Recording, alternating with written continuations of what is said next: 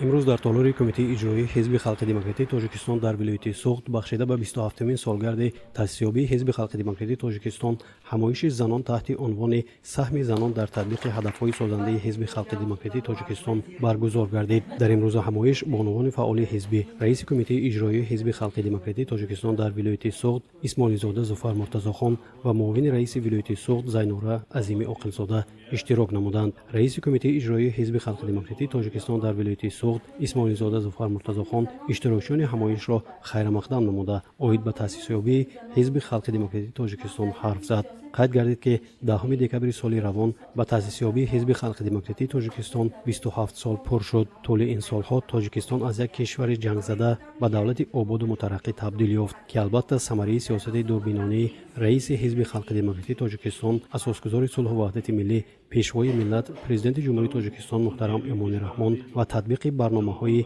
این حزب سازنده میباشد. امروز نقش بانوی تاجیک، زنی تاجیک در همه ساحه‌های مختلف خواجگی خلق جمهوری عزیزمان خیلی نظررس است. قبول سلسله برنامه‌های دولتی مربوط به ساحه زنان نیز نظررس میباشد. برنامه دولتی سمت‌های اساسی سیاست دولتی آید به تامین نقش و مقام زنی تاجیک، تربیه، انتخاب، جابجاگذاری کادرهای راهبری کننده از حساب زنان و دختران لیاقتمند، استراتژی فعالگردانی نقش زنان در جمهوری تاجیکستان، همزمان جدا نمودن گرانت‌های پرزیدنت جمهوری تاجیکستان برای زنان هنرمند، همزمان جدا نمودن گیرندگان استیپندیا، اینچنین کوتاهای پرزیدنتی برای جوان دختران تصدیق گفته‌های بالا می باشد. از فرصت مناسب استفاده نموده می‌خواستم یکی هموطنان عزیز را با تأسیسیابی 27مین سالگرد حزب خلق دموکراتی تاجیکستان که حزب مردمی است صدقاً مبارکباد گفته باشم.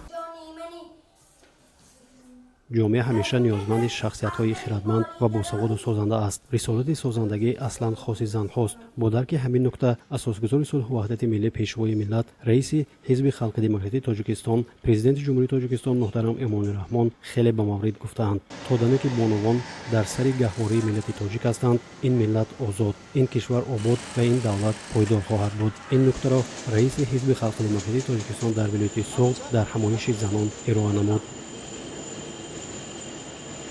واقعا دوران صاحب استقلالی به زنان و بانوان تاجیک روح و توان، قدرت و توانایی عطا بنموده موقع این قشر با اعتماد جامعه را در نزد دولت و ملت معین نمود.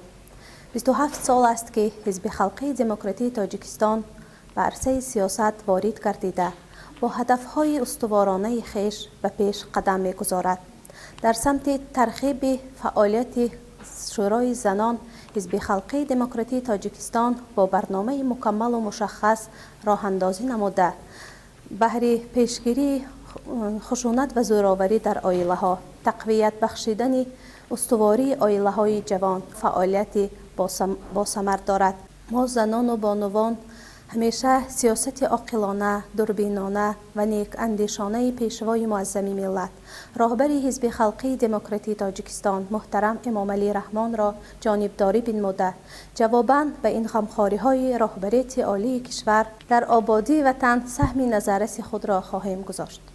در همایش زنان در موضوع سهم زنان در تطبیق هدفهای سازنده حزب خلق دموکراتی تاجیکستان، سهم بانوان حزبی در رشد علمی تاجیک و جوانان همچون نیروی سازنده با اعتماد و سرمایه پایداری انسانی به سهم حاضری رسانیده شد. در فرجام همایش زنان، رئیس کمیته اجرایی حزب خلق دموکراتی تاجیکستان در ولایت سوخت قید نمود که تشکل فرهنگ سیاسی اهل جامعه بخصوص زنان و دختران، غمخواری در حق زن مادر، هرچی بیشتر به کارهای جمعیتی و سیاسی جلب نمودن آنها یکی از مهمترین سمت‌های فعالیت و وظیفه‌های اولین درجه حزب خلق دموکراتی تاجیکستان به شمار می‌رود و این مسئله در برنامه آیین‌نامه حزب خلق دموکراتی تاجیکستان همچون یکی از هدف‌های اساسی اساسناک شده است.